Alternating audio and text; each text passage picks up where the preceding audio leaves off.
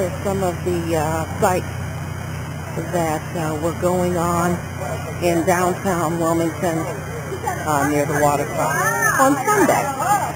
Not sure if this is something they do every week, but it certainly is a tourist attraction.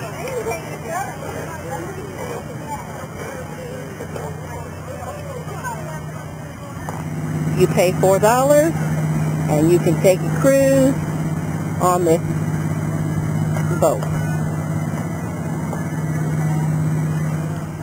And here comes the trolley for people who want to take a tour of downtown Wilmington.